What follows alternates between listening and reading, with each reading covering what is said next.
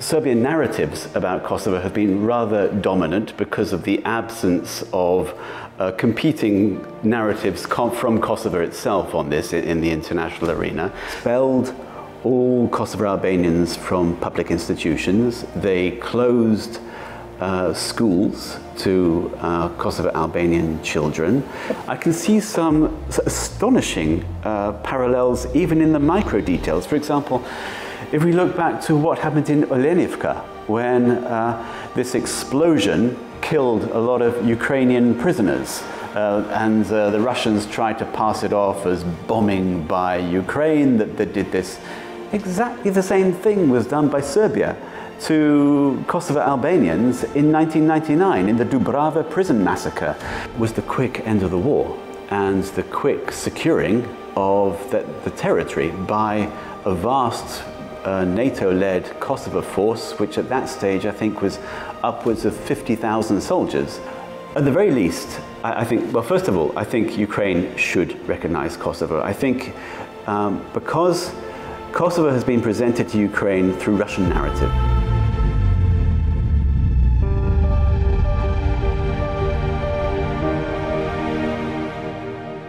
So my name is Alex Andерсон. I'm British, but I've been based in Kosovo for most of the last 20 years, working to start with for the international NGO called the International Crisis Group, putting out policy reports on transforming Kosovo to a peaceful, integrated part of world society. I worked in that job until Kosovo achieved its supported Declaration of Independence in 2008 and a few months beyond, and then I moved on. So I've been working with an organization called the Balkan Investigative Reporting Network, which is represented in national organizations through several of the Western Balkan countries. And I've been working with colleagues such as yourselves, the Committee of Voters of Ukraine Odessa branch, and an international NGO called the Partnership for Transparency Fund on developing two projects out of Odessa. One looking at how to assist and perhaps train humanitarian volunteer organizations that operate at local level in bringing themselves up organizationally to the state where they could realistically apply for international grant funds. And the other pilot project we're looking at is how to support reconstruction at local hromada level, whether through monitoring or the promotion of a range of standards of transparency and anti-corruption that we would then aim to be scaling up and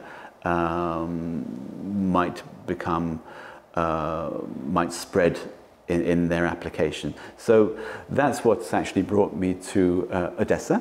I'm going to be going back to Kosovo by and by via Moldova over the coming few days. Maybe we could start with how Kosovo, or the territory we now call Kosovo, became part of Yugoslavia. It started with the decay of the Ottoman Empire, the rise of a new small Serbian state, the rise of new nationalisms in the 19th century, Serbian nationalism getting going in maybe the earlier part of the 19th century, Albanian nationalism getting going a little bit later, but actually based in Kosovo in the 1877 declaration in Prizren.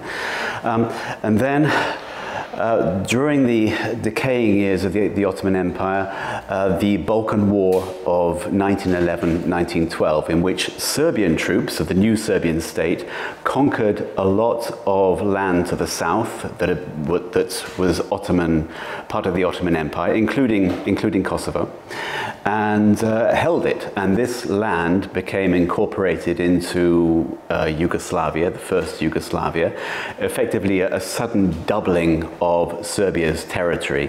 I think many people don't quite understand just how recently Serbia has has come into possession of Kosovo, because Serbia, of course, makes very much of having ancient Serbian monasteries and so forth on the territory of Kosovo. There is in the 19th century, Serbian romantic nationalists made Kosovo one of the main icons, uniting icons for the new Serbia, with sort of songs and poems about the Battle of Kosovo, making a very kind of legendary version, a very artificial version also of medieval history. And with that idea of Kosovo being the kind of Serbian Jerusalem, covering up the fact that Kosovo had not been a Serbian domain for hundreds of years. The inhabitants of Kosovo were, in the 20th century, by and large, mostly Albanians, with a large, gradually reducing Serbian minority during the 20th century. So that was the stage that is set in. I think that is quite sort of misunderstood, and I think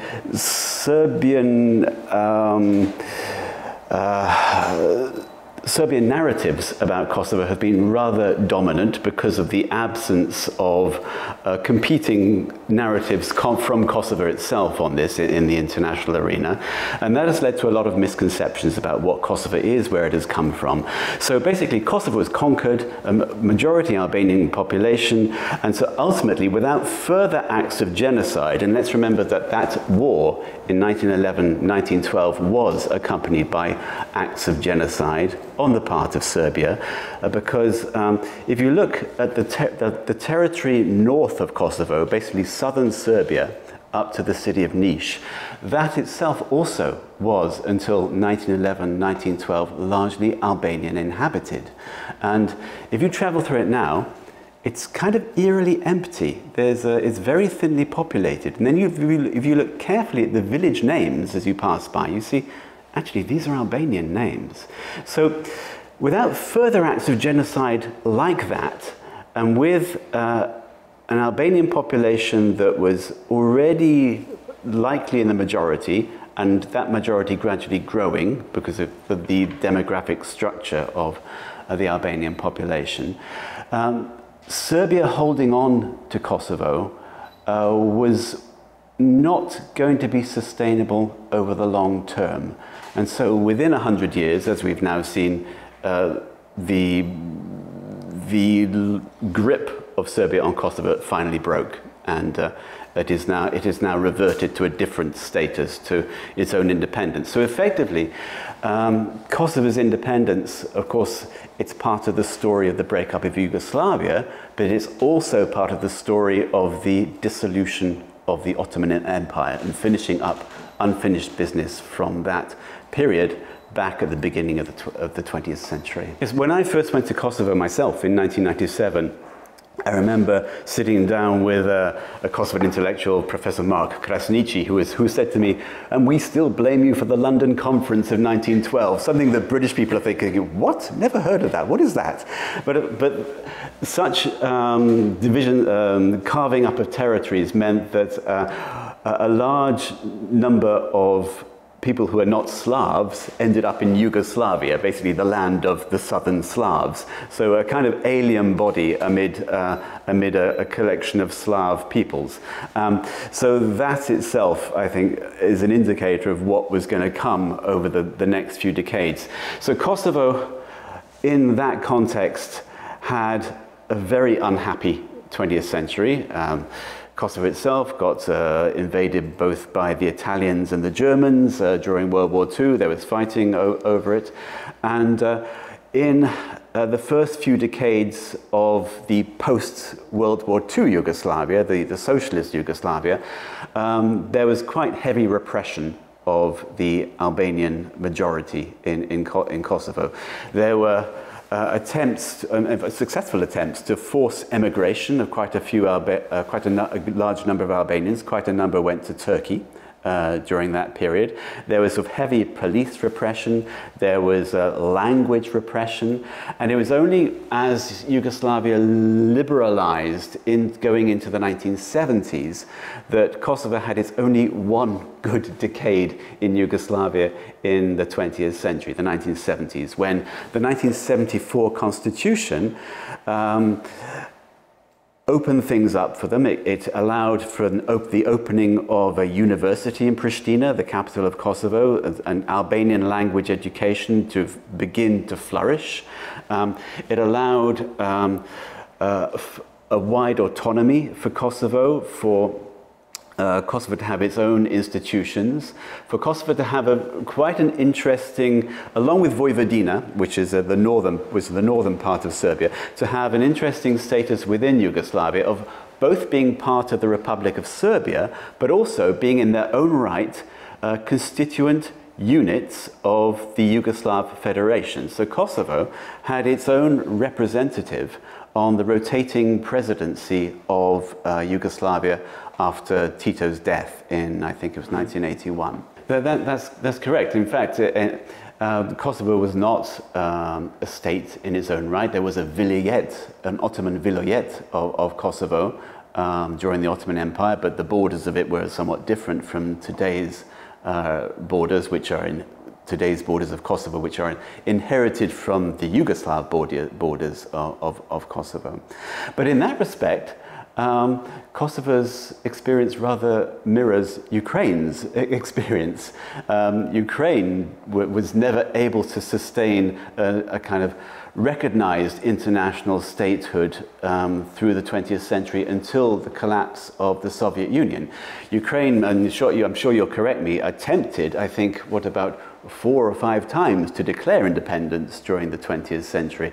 Kosovo attempted once, I think, to declare independence in the 20th century in I think, 1990, and only managed to get that independence declared again and recognized and supported by a broad range of European and other Western powers in 2008.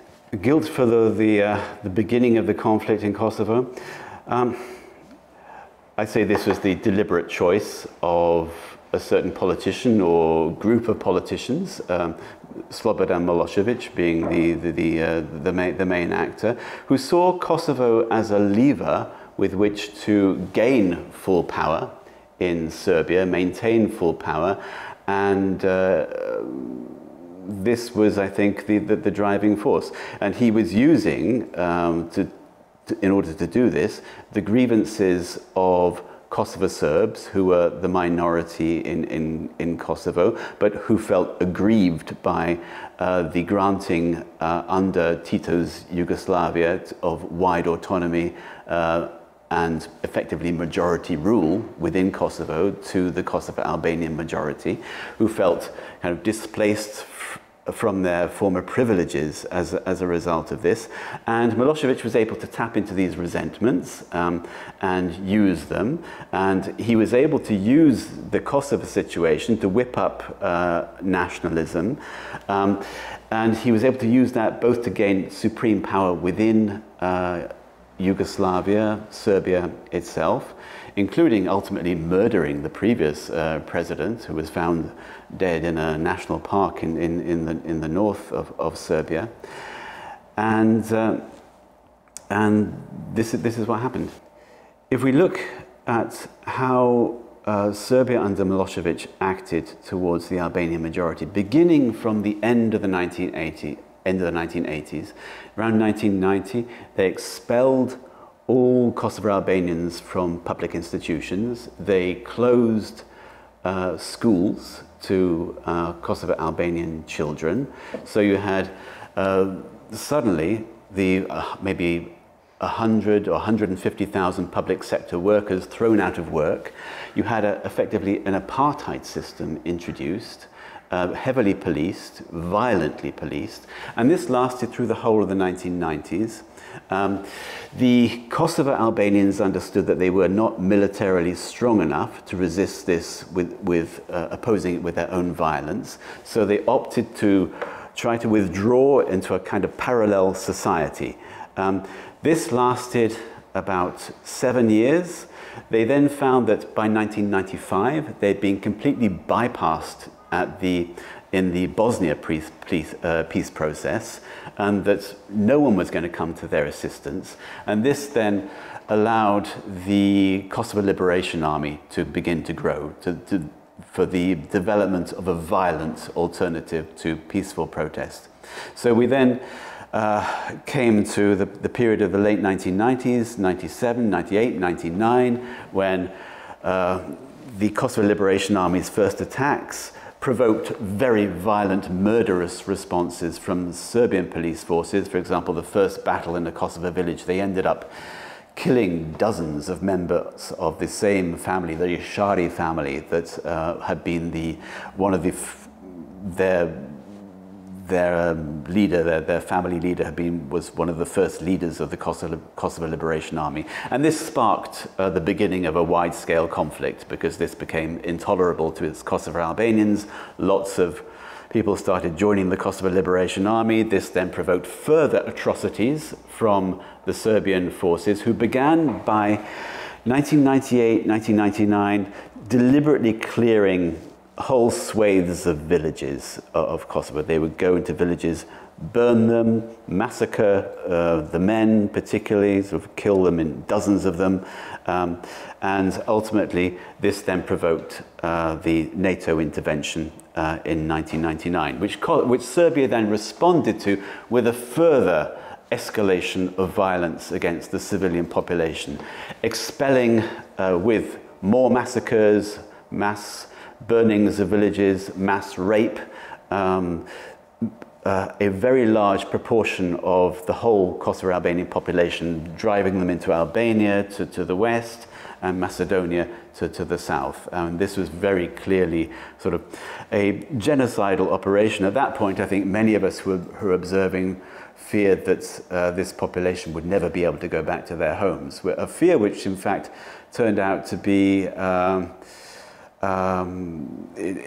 it turned out much better than we'd hoped. All these people, most of these people were able to go home several weeks later, which was a quite remarkable result. And I think if we think to various other conflicts of the late 20th century or the early part of our century, a situation where an expelled population was able to return in almost its entirety within a matter of weeks, I don't think I can think of another situation like that. I can't remember the figure exactly, but it was several 100,000 people who were displaced from Kosovo and also displaced within Kosovo by the war. The figure that has become kind of the official standard figure for the loss of life during the Kosovo conflict is 10,000. I think that is, if one was to examine that in depth, it would be an underestimate, because it underestimates the sheer number of people who would have died from the process of being expelled from their homes, because that itself is almost certainly a cause of increased mortality. I see actually very many parallels between the war in Kosovo, the wars in Yugoslavia, the wars conducted by Russia since the collapse of the Soviet Union. Because if we think about it, in both situations actually are a kind of eerie mirror of each other, in that you have the largest dominant republic of a socialist multinational federation, the Soviet Union, the big example, Yugoslavia, the smaller example. In both cases, that dominant republic came out with a sense of resentment, feeling that they had not got what was due to them, that they were owed something by the other republics, they were owed loyalty, that they were owed more territory than they were able to have at the dissolution of this multinational federation. So in Russia's case, it regarded Ukraine as an artificial state. As we've seen, made very plain in President Putin's speeches over the last year or more, regarding Ukraine as a fake nation, regarding Ukrainian nationality as something fake, a hiding Russianness, that this is a country that does not deserve to exist. Roughly the same attitude prevails in Serbia. Unfortunately, it still prevails. Serbia remains pretty unapologetic about what it did both to Kosovo Albanians in the 1990s and also to other people in Bosnia, in Croatia, etc. in the 1990s as well.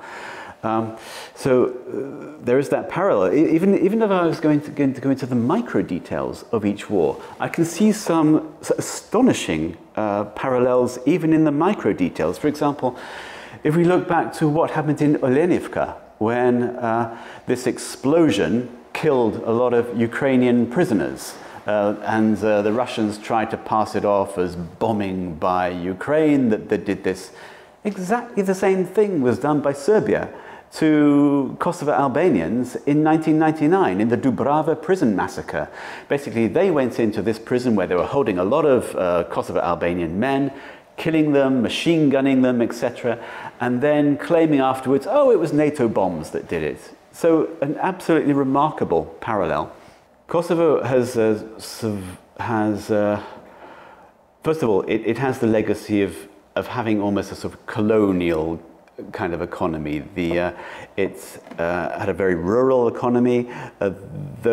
Those areas in which it became industrially developed were to do with mining, extraction industries, etc. So it never developed much industry. It remained the poorest republic in Yugoslavia. Maybe now in Europe it competes with Moldova to be perhaps the poorest place in Europe.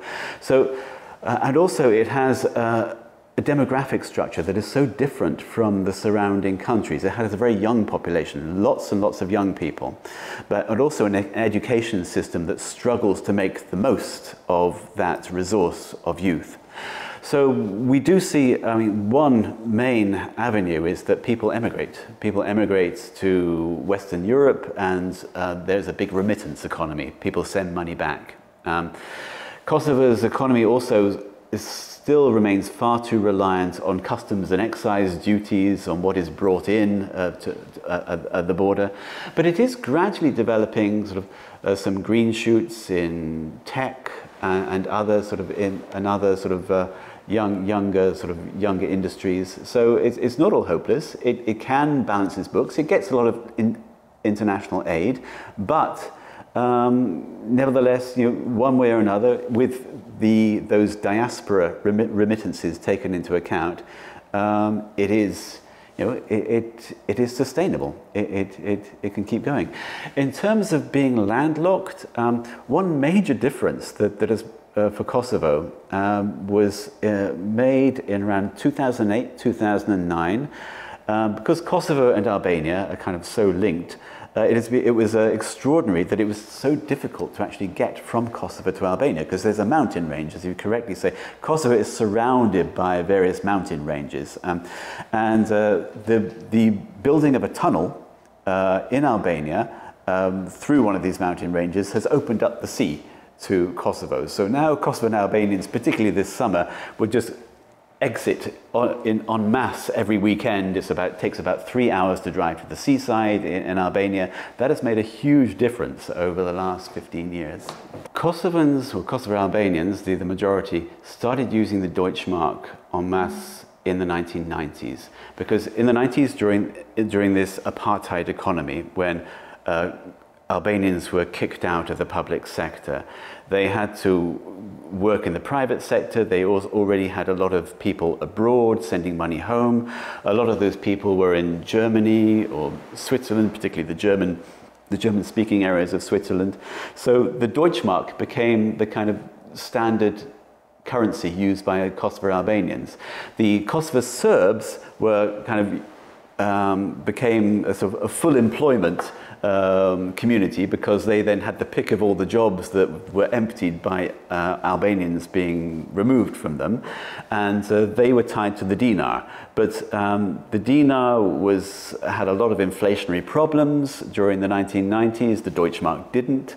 So the Deutschmark became, as Kosovo was liberated from Serbia in 1999, the Deutschmark was already the currency that was the default currency in use. So it was a natural step for that to be just declared the currency of Kosovo. And then when in 2001 the Deutschmark was abolished, then automatically the euro was adopted. And Kosovo isn't alone with this. I think Montenegro also uses the euro. Whether Kosovo should have tried to introduce its own currency, a good question. It might have allowed a certain more sort of flexibility in terms of monetary policy and so forth. But to be honest, at that stage, Kosovo was still under international administration. It didn't have the experience, perhaps, to be able to do that. It didn't really have the size, the heft, to be able to successfully manage its own currency. So probably, on balance, the use of the euro was a sensible choice and has provided a measure of stability. And also, it's allowed for, although of course many Kosovo Serbs continue to use the Serbian dinar, the euro is also in very wide use in those communities as well. So it has also provided a certain uniting factor. Yes, the majority of Kosovo Albanians are at least nominally Muslim or come from a Muslim heritage. Most Kosovo Albanians, apart from a few younger people who take it very seriously, because we've had in Kosovo a lot of Saudi and Arabian Gulf charities working since the early 2000s during the UN administration period. But apart from those, really the vast mass of Kosovo Albanians don't take religion very seriously, sort of have it sort of really as a it's very secondary to national identity, you have the interesting situation of a nominally Muslim country, and we should also note that there is a sizable minority of Kosovo Albanian Catholics, because Islam was inherited by Kosovo Albanians from the Ottoman Empire, and so Islam dominated in the towns, whereas Catholicism survived in the hills and the mountains and some of the villages, especially in West Kosovo, for example. So you have a majority Muslim community, country, that is very, very strongly pro-Western. And you have a Orthodox Christian minority, the Serbs, who tend to kind of look more to the east. Well, there's a saying in the Balkans, why should I be a minority in your country when you can be a minority in mine? Absolutely. So, yes, the Kosovo Serbs, from having been a sort of privileged elite that was able to have the pick of the best jobs, that dominated the center of the capital city, for example, Pristina, for example, they have now become a minority. They have a strong presence in the north of Kosovo, in 3 to 4 municipalities above the river Ibar, Mitrovica and the municipalities to the north, but dotted around the rest of Kosovo in municipalities that are not necessarily territorially linked to each other. So they have had a big turnaround in fortunes, and indeed, the question is, do then the Albanians start treating the Serbs in the same way that they were treated in the 1990s? It was Kosovo Serb complaints that they were being pushed out of places by Albanians in the 1970s, 1980s that helped drive some of the resentments that gave the fuel for violent Serbian nationalism in the 1990s. But so definitely Kosovo Albanians have been, one can definitely point to very many situations where they've been insensitive to Serbs, when they're certainly in the early years after 1999. There were lots of incidents of violence.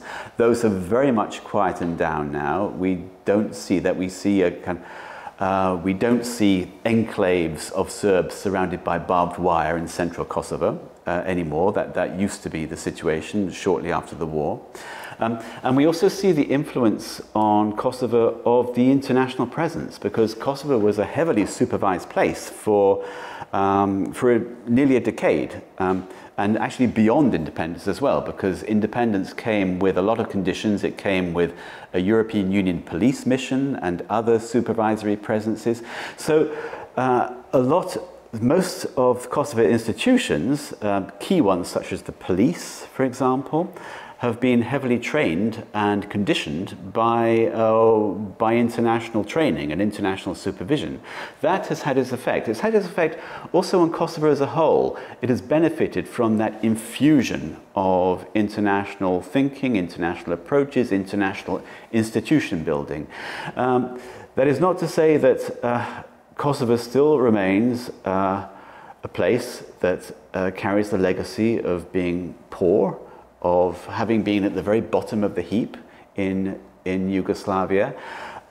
It means that there is still antipathy between the two communities, not necessarily in central Kosovo, where Albanian or Kosovo's authority is not really contested anymore, but in those municipalities north of the river Ibar, where effectively Serbia has not really relinquished control, where Serbia, both through paramilitary structures, infusion of weapons, military formation, military, how can one say it, military capacity, not out in the open, but it's there, and also through strong organized crime gangs that are very much tied in with the regime in Belgrade, has been able to basically keep Kosovo out of the north. For several years, there was an inching forward of progress in that nominally Kosovo Serbs became part of Kosovo institutions. Some of their own paramilitary institutions were dissolved into Kosovo institutions. But this all blew up last year in 2022 when the Kosovo government wanted to try to make progress, try to unify license plates. There was a big standoff between them and Belgrade and the Kosovo Serbs. And this has escalated gradually with President Vučić directing Kosovo Serbs to withdraw from Kosovo institutions, directing Kosovo Serbs in the north to boycott Kosovo elections of mayors. Then because of the Kosovan Serb boycott of mayoral elections earlier this year, this ended up with the election of Albanian mayors. Kosovo's government overconfidently, perhaps rashly, tried to install those mayors in their offices, and this led to a violent confrontation, ultimately between Kosovo Serb organized gangs with using weapons that, as I understand, were found to have been grenades, firearms with ammunition that was found to have been of recent ex-Yugoslav manufacture, clashed with NATO forces in northern Kosovo on 29th of May, resulting in dozens of NATO casualties. And I think it's possibly a measure of the European Union and the United States' willingness at the moment to try to, at perhaps high cost, maybe too high a cost, to try to bring Serbia on board with its vision of how European countries should be uniting in favor of Ukraine. That they've been appeasing Serbia to a degree that the number of NATO troops who were wounded by these Serbian gangs on 29th of May was initially maybe that number was suppressed to begin with. The headline number was 30. Maybe a month later, it began to drift out that actually 93 NATO soldiers were wounded in that conflict. As a result of which, Kosovo was sanctioned by the European Union, Kosovo was blamed, and no blame was attached to Serbia, which I think quite a few commentators, analysts, politicians across Europe and the United States are beginning to ask questions about that, thinking, have we got this right? Why are we blaming the side that was trying to install mayors that resulted from elections that we supported, despite in the face of a boycott ordered by Belgrade, and instead we're punishing them and we're letting off the guys who actually wounded our soldiers, and we're not mentioning that. Well, first of all, Russia, Putin, over the last 2 decades, has been using Kosovo as a kind of all-purpose scarecrow, saying in any situation, if you recognize Kosovo, it's the same as Abkhazia, it's the same as Transnistria, it's the same as LNR, it's the same as DNR. So it's used indiscriminately as a kind of scarecrow. And that, of course, because that is the only context often in which countries like Ukraine will hear about Kosovo. You'll hear about it through Russian insistence that Kosovo basically equals LNR, Kosovo equals DNR, Kosovo equals Crimea. It doesn't. They're completely different. If we look at how were these republics, or so-called republics, within Ukraine, within Georgia, well, perhaps let's say take Ukraine, take Moldova, let's take even look at Bosnia. LNR, DNR, those borders were borders written in blood, borders that resulted from violence, from fighting. They weren't borders that resulted from any pre-existing internationally or federally recognized border. With Bosnia, if you look at the dividing lines between the 3 constituent parts of Bosnia, those dividing lines were basically where the fighting stopped. Look at Kosovo. Kosovo's borders are the federal borders that it had in Yugoslavia, being with its dual identity within Yugoslavia as an autonomous province of Serbia, but also a constituent part of the federation. So these borders are actually a conservative thing. Kosovo's declaration of independence and Kosovo's independence within those pre-existing borders is a conservative and stabilizing measure. It, in effect, created with itself the last jigsaw to try and stitch back a peaceful situation in the Balkans. The examples that we've looked at in Ukraine and so forth, these are the results of aggression from a hostile neighbor that wants to use these territories as levers with which to dominate and cripple Ukraine, or in the case of Georgia, wants to use Abkhazia, wants to use South Ossetia to cripple Georgia, wants to use Transnistria to cripple Moldova, to cripple them from moving to the west, to cripple them from transforming themselves into modern democracies.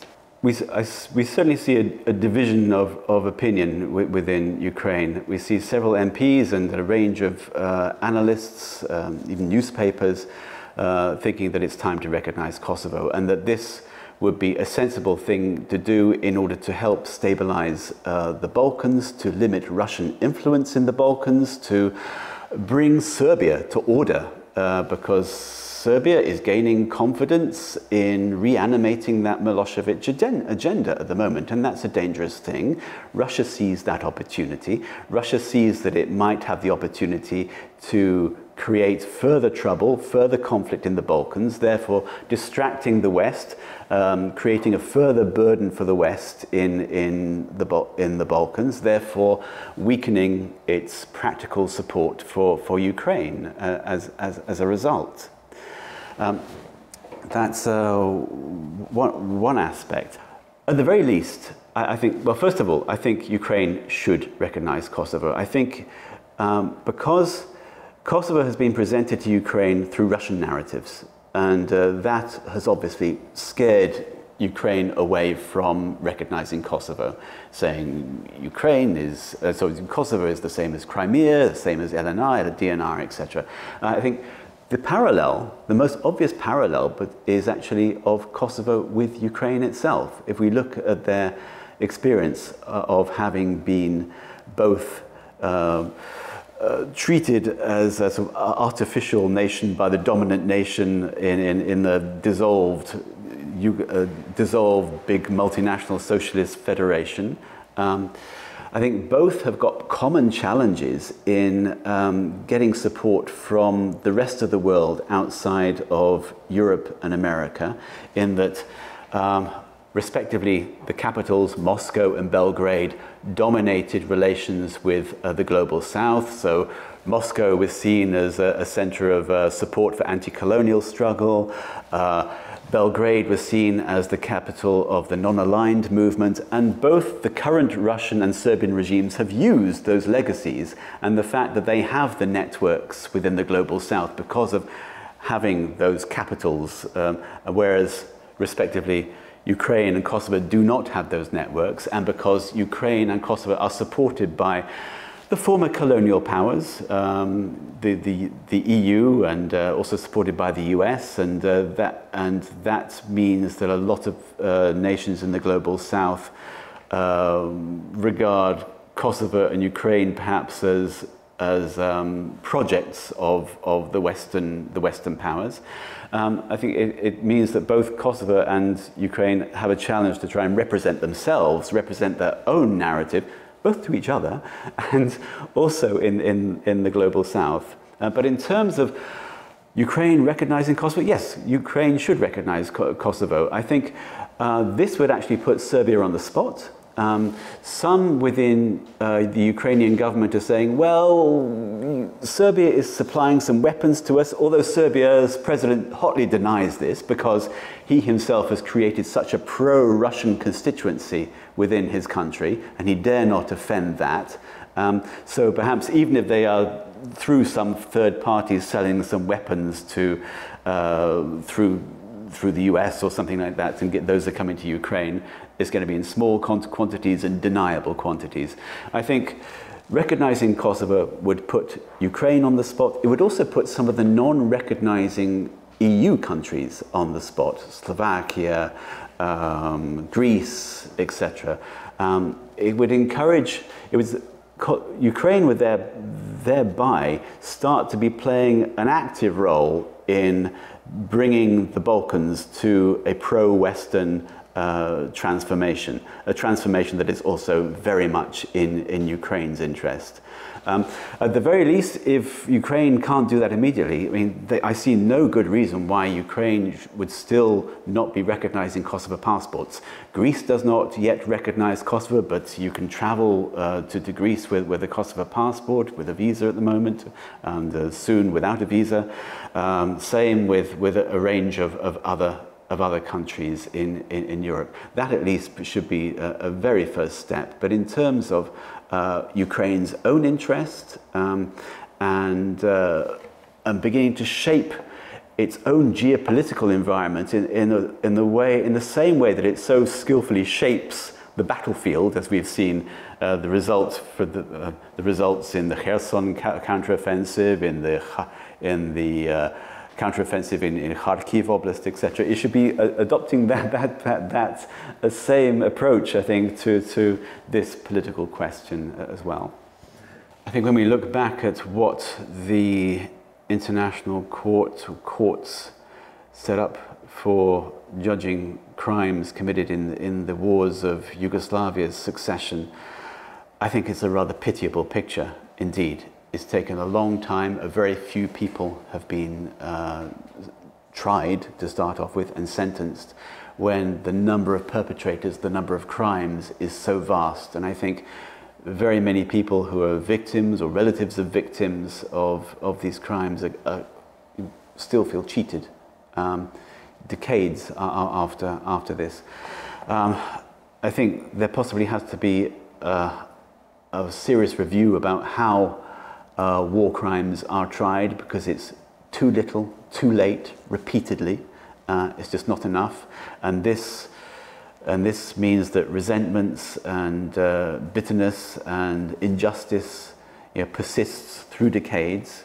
It means that so many perpetrators get away with it. It means that perpetrators continue to remain part of the society, part of the polity, part of the power structure of countries, and that means that they exert their bad influence on these countries, and these countries fail to reform. When I think of Serbia, for example, I see that their attitudes, far from being apologetic, are actually hardening in respect of the crimes committed by Serbian forces during the war, that there is a whole generation effect of people, men, who are implicated, unfortunately, who because the crimes were so wide that they have no interest in these crimes being addressed. What is different perhaps now is that this is the best documented war that there has been so far. You have many organizations working right now during the war, documenting war crimes, including your own organization, trying to trace back exactly who was responsible for what and so forth. That is going to help, but I think there's also going to have to be a quite serious reflection on how war crimes justice is achieved, because the existing model is a failed model. Well, I'm not sure I'd agree with you that vastly more return that had left to Kosovo. I think the population that had been kicked out a few weeks earlier was able to return, and that was a very, very good thing. What, of course, enabled their return was the quick end of the war and the quick securing of the territory by a vast NATO-led Kosovo force, which at that stage I think was upwards of 50,000 soldiers. That was a key factor enabling so many refugees to return.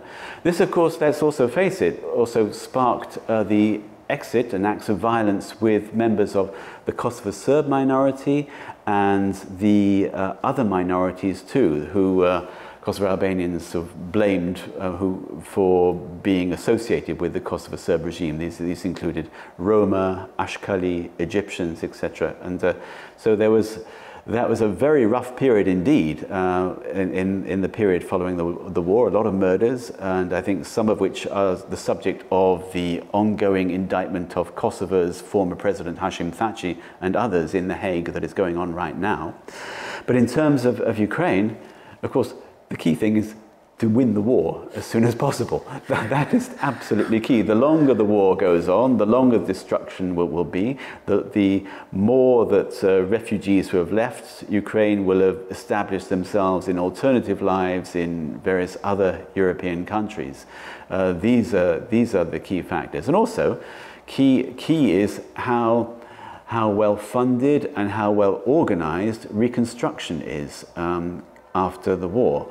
I think we already see that if we look, there's an encouraging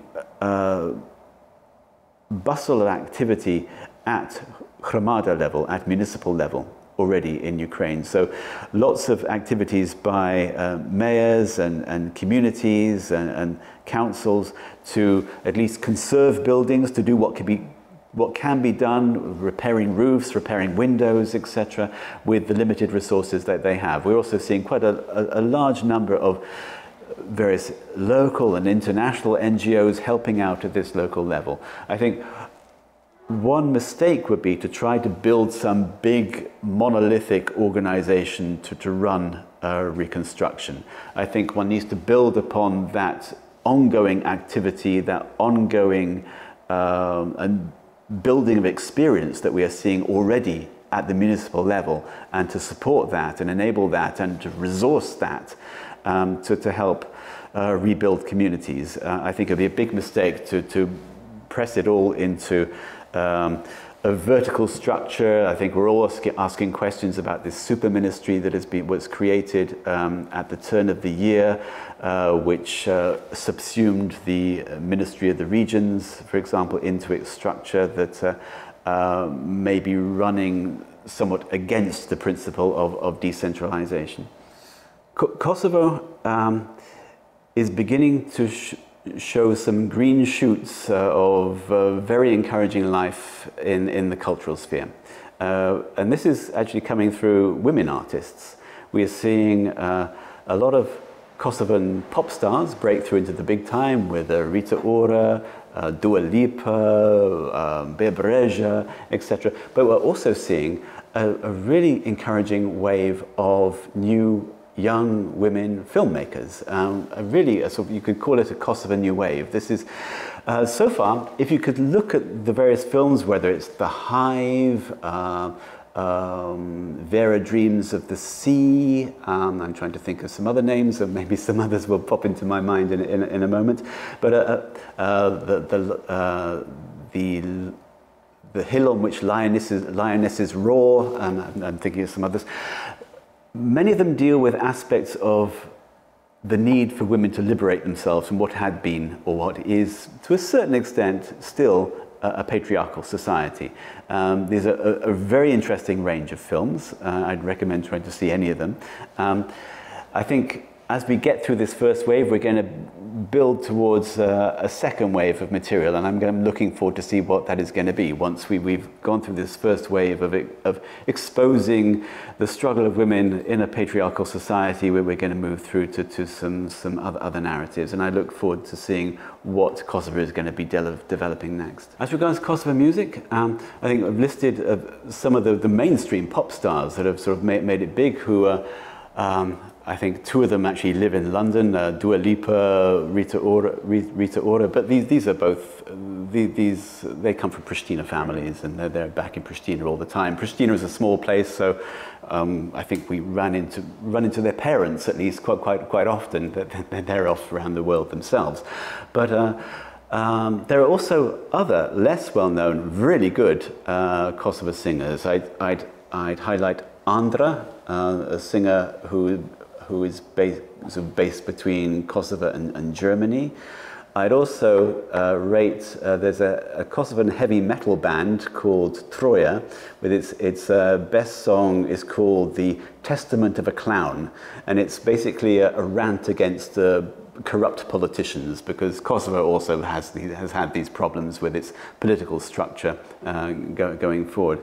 As regards Kosovan literature, I'd say that is still to come. That is a wave that I am looking forward to seeing. I can't yet say that there's anything that really jumps out at me in terms of Kosovan literature, and in terms of how many books one can read in one's life, is pitiably few. So I wouldn't want to sort of occupy your viewers with books that might not yet make the grade. I think there is a lot of interesting Albanian writers, but not yet not yet Kosovan, and that's to come. That's the next spot to watch for. Despite not yet being recognized by Ukraine, but having faith that once Ukraine actually understands the situation of Kosovo and how much we are aligned, how much we have in common, that Ukraine will ultimately recognize when it doesn't have its hands so full, perhaps, with trying to fight for its survival. Kosovo Albanians, the Kosovo government, Kosovo in total, perhaps minus elements of the Kosovo Serb minority, is fully and in support of Ukraine in this war. There is absolutely no doubt. Just go into the center of Pristina, you'll see this huge a Ukrainian flag mural on the side of Pristina's Grand Hotel dominating the main square. Go out to a village, as we did last summer, on the eastern border of Kosovo. You see even the rubbish bins are painted in the colours of the Ukrainian flag.